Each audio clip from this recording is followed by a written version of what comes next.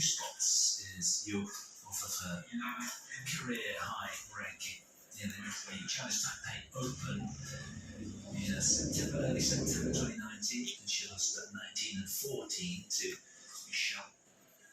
Lost 20 and 15 in the Sublin Cup of the same year as well, in the middle of May, from Guangxi Sports Centre Gymnasium as well. So and this is her group 3.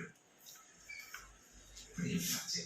Down in Tunjun, her best result, the 6th seed in straight games, along with Payu Po and Leon Tan, the Belgian, just extending